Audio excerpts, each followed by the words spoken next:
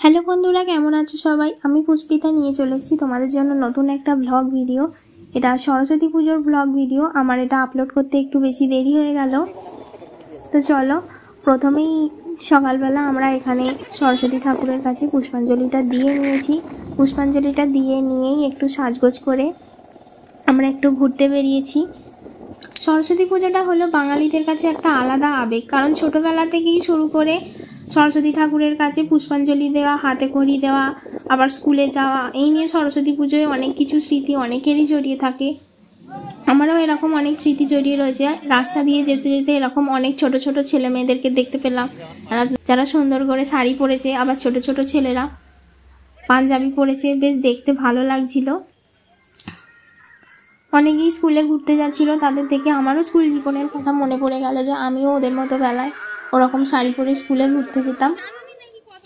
সরস্বতী পুজোয় কোথায় ঘুরতে যাব ভেবে ভেবে আর ভেবেই পেলাম না, তাই ভাবলাম বাড়ির কাছাকাছি একটা পার্ক আছে, সেখানেই একটু ঘুরে আসি।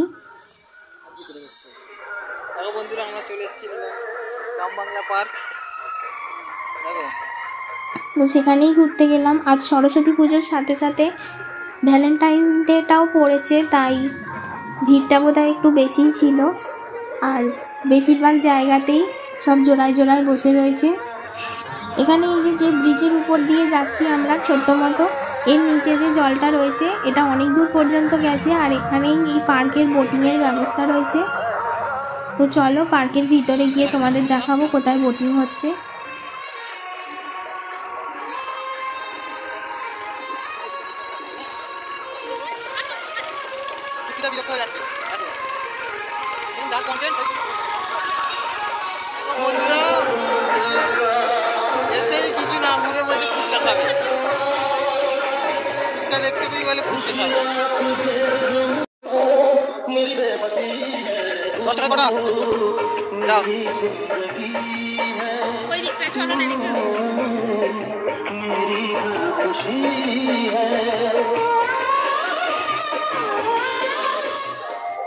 ওইদিকে আম বাগান আছে, আমরা একটু আম বাগানে যাবো, মানে কি খেলা হচ্ছে দেখবো, মানে কি খেলা হচ্ছে দেখবো। क्या बोला तूने?